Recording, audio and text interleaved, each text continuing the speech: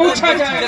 اگر اللہ نے جس لائق بنایا ہے، جو ذمہ داری عطا کی ہے، اگر آپ اس پر کھڑے نہیں اترتے ہیں تو کل قیامت کے دن آپ سے پوچھا جائے گا، آپ سے سوال کیا جائے گا، آپ کی زندگی کے بارے میں سوال کیا جائے گا، ایک ایک چیز کے بارے میں سوال کیا جائے گا۔ عزیزان ملت اسلامیہ، آج ہم اور آپ جس مقصد کے تحت حاضر ہے، جس مقصد جس کام کے لیے حاضر ہے، جسے عالم اسلام میں مدارس اسلامیہ کہا جاتا ہے، مدارس کے تعلق سے حاضر ہوئے ہیں کہ مدارس ہے کیا، مدارس کی ضرورت کیوں ہے، اس کی اہمیت کیا ہے۔ مدارس کوئی بھی ہو، اگر اہل سنت سے اس کا تعلق ہے، کوئی بھی مدرسہ ہو، کوئی بھی مکتب ہو، کوئی بھی مسجد ہو، کوئی بھی خانقاہ ہو، وہ ہماری آنکھوں کا تارا ہے، وہ ہمارے دینی قلعہ ہے۔ اس کی حفاظت، اس کا تحفظ، اس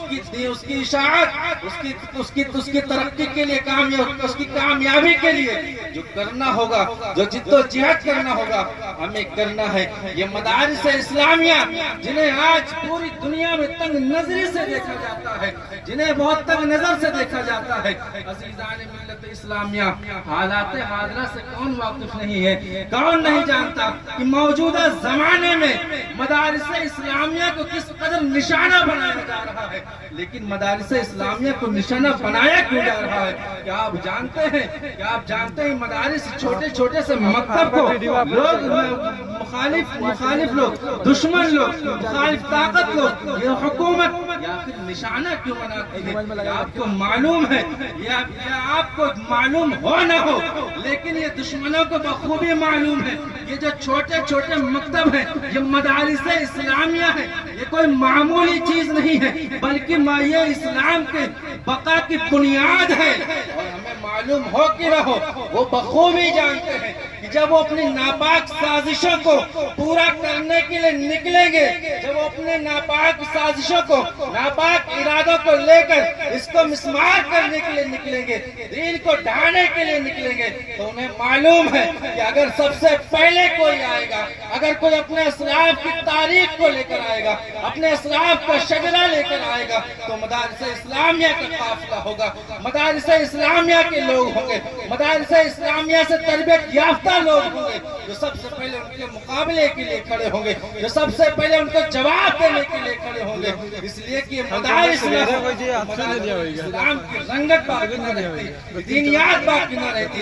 اخلاقی تربیت باقی نہ رہتی، کوئی مذہبی تربیت باقی نہ رہتی۔ یہ مدارس اسلامیہ یہ ہمارے تحفظ کی بنیاد ہے، ہمارے مذہبی بقا کی بنیاد ہے۔ یہ کوئی چھوٹی موٹی چیز نہیں ہے، جس چیز کی شروعات آپ کے قاری صاحب اور آپ لوگ مل کر کرنے جا رہے ہیں، کوئی معمولی چیز نہیں ہے، کوئی چھوٹی چیز نہیں ہے، بلکہ یہ وہ چیز ہے جسے مخالف لوگ، جسے دشمن اپنا نشانہ بنائے ہوئے ہیں، جسے اپنا نشانہ بنائے ہوئے ہیں، لیکن یہ رسول اللہ کے دین کی تبلیغ کے لیے قائم ہوتے ہیں، یہ حضور کی دین کی قائم کرنے کے لیے، اسے مستحکم مضبوط بنانے کے لیے قائم ہوتے ہیں، یہ اسے آگے بڑھانے کے لیے قائم ہوتے ہیں۔ اللہ کے رضا کے لیے جو اس کام کو کرتے ہیں تو اللہ رب العزت ان کی مدد بھی فرماتا ہے، ان کی نصرت و حمایت بھی کرتا ہے۔ اور آپ نے دیکھا ہوگا جہاں جہاں مدرسہ نہیں ہے، کوئی عبادت گاہ نہیں ہے، وہاں کے حالات کا آپ جائزہ لیں، وہاں کے حالات کا جائزہ لیں، وہاں کے لوگوں کا جائزہ لیں، وہاں کے لوگوں کا ذہنیت کا جائزہ لیں، وہاں کے لوگوں کی اخلاقی تربیت کو دیکھیں، دینی تربیت کو دیکھیں، اندازہ ہو جائے گا کہ وہاں کے لوگ جہاں مدرسہ ہے، مسجد ہے، ائمہ ہے، علماء ہے، اور ایسی جگہ جہاں پر یہ ساری چیزیں نہیں ہیں، وہاں کے لوگ آپ کو زندگی دیکھو گے کہ جب ضرورت پڑتی ہے، جب کسی دینی معاملے میں ضرورت پڑتی ہے، تو وہاں کے لوگ در در کی ٹھوکر کھاتے ہیں، نہ جانے کہاں سے لوگ بلا کر لاتے ہیں، مجبوری میں بد مذہبوں کو بھی بلا لیتے ہیں۔ عزیزان ملت اسلامیہ، یہ مدارس اسلامیہ یہ کوئی چھوٹی موٹی چیز نہیں ہے، یہ مدارس اسلامیہ یہ مذہب اسلام کی بقا ہے، مذہب اسلام کو آگے بڑھانے کا ذریعہ ہے۔ آج جو لوگ اسے تنگ نظر سے دیکھتے ہیں، یہ لوگ بہت سے لوگ تنقید کرتے ہیں کہ مدرسے مولانا لوگ، مدرسے کے بچے لوگ بہت ہی میچور نہیں ہوتے ہیں، ان کے اندر میچورٹی نہیں ہوتی ہے، ان کے عقل میں وسعت نہیں ہوتی ہے، ان کے ذہن کشادہ نہیں ہوتے ہیں۔ عزیزان ملت اسلامیہ وہ تانا دیتے ہیں کہ آج دنیا چاند تک پہنچ گئی ہے، آج لوگ چاند پر پہنچ رہے ہیں، مولانا زمین کی بات کرتے ہیں۔ عزیزان ملت اسلامیہ میں انہیں جواب دینا چاہوں گا کہ تم نے لوگوں کا چاند پر جانا تو دیکھ لیا، لوگوں کا چاند پر پہنچنا تو دیکھ لیا، لیکن تمہارے دل میں خیال نہ آیا جس نبی کا تم نے کلمہ پڑھا ہے وہ چاند سے بھی آگے عرش پر پہنچے ہیں، عرش سے بھی آگے پہنچے ہیں۔ ارے تم چاند کی حقیقت بتاتے ہو، سورج کی حقیقت بتاتے ہو، اور تم دنیا کی ترقی کے تانے دیتے ہو کہ ہواؤں کو قید کر لیا ہے، سورج کی شعاعوں کو قید کر لیا ہے، تم یہ ساری ترقی بتاتے ہو۔ یہ ساری چیزیں یہ ہمیں بخوبی معلوم ہے، کسی علم تعلیم کے خلاف نہیں ہے، ہم کسی علم کے خلاف نہیں ہیں، ہم تو یہ چاہتے ہیں کہ جس طرح آپ کے اندر ایک دنیاوی تعلیم کے لیے لگاؤ ہے، جس طرح آپ کے دل میں الفت اور محبت ہے، اتنی فکر اپنی اولاد کے لیے ایک دنیاوی تعلیم کے لیے کرتے ہو، چاہتا ہوں اس سے ساتھ ساتھ اس سے پہلے آپ دینی تعلیم انہیں دیں، ان کے اندر دینی تربیت پیدا کریں، انہیں اخلاقی تربیت دیں، اس سے آپ کو ملے گا کیا حاصل ہوگا، آپ کو مدارس اسلامیہ سے حاصل ہوگا، آپ کے امام سے حاصل ہوگا، آپ کے مدرسوں سے حاصل ہوگا۔ آج دیکھو 60 منٹ میں سوال کا شکار کیوں ہے؟ آج یہ قوم ہماری قوم جو ہمیں تانا دیتی ہے، علماء کو اپنی تنقید کا نشانہ بناتی ہے، جنہیں وضو اور غسل تک طریقہ معلوم نہ ہو وہ امام پر اعتراض کرتے ہیں۔ عزیزان ملت اسلامیہ بڑی محبت کے ساتھ عرض کروں، جو لوگ ایسا کرتے ہیں آپ ان سے پوچھیں کہ اگر امام نہ ہو یہ جو نتیجہ ہے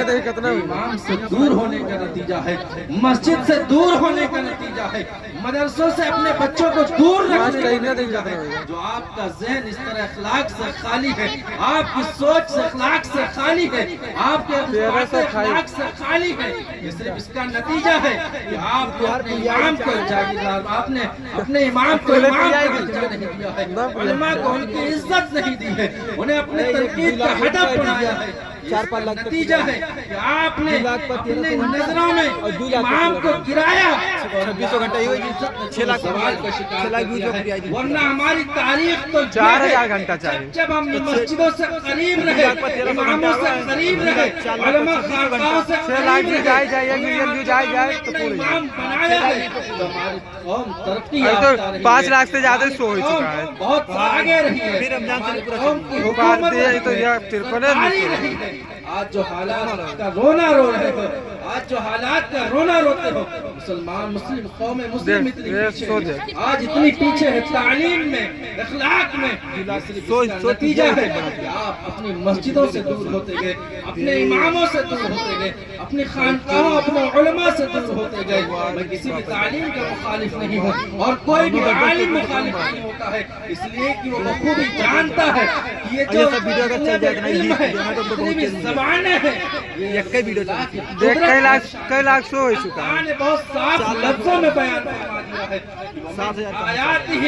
خلق السماوات والارض واختلاف السنتکم والوانکم، یہ اللہ کی بڑی نشانیوں میں سے زمین و آسمان کی پیدائش ہے، ہمارے رنگ روپ کا مختلف ہونا، الگ الگ ہونا، یہ اللہ کی بڑی قدرت کی نشانی ہے، اور ساتھ ہی ساتھ ہماری زبانوں کا مختلف ہونا، ہماری زبانوں کا الگ ہونا، الگ الگ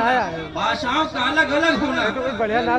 قدرت کی نشانی ہے۔ یہ کسی انسان کی پیداوار نہیں ہے، یہ کسی انسان کا پیدا کیا ہوا نہیں ہے، انسان کی بنائی ہوئی زبان نہیں ہے، بلکہ اللہ کی قدرت کی نشانی ہے۔ اس لیے جو عالم ہے، جو جانتا ہے، وہ کبھی کسی بھی تعلیم کی مخالفت نہیں کرتا ہے۔ ہم تو بس یہی چاہتے ہیں کہ جتنا لگاؤ، جتنی الفت، جتنی چاہت، جتنی شدت سے آپ اپنے بچوں کے لیے دینی دنیاوی تعلیم کے لیے محنت کرتے ہیں، اس سے کہیں زیادہ آپ اپنے بچوں کی دینی تعلیم کے لیے محنت کریں، آپ اپنے بچوں کے دینی تربیت کے لیے، اخلاقی تربیت کے لیے اپنی ماں بہنوں سے بھی عرض کریں گے کہ شریعت نے تمہیں بہت فارغ رکھا ہے، اپنے بچوں پہ دھیان دو، اپنے بچوں کی تربیت پہ دھیان دو. یہ تو آنے والے کل ہیں، یہ قوم کا آنے والا کل ہے. اگر ان کی آج اچھی تربیت نہ کی گئی، ان کی ذہنیت کو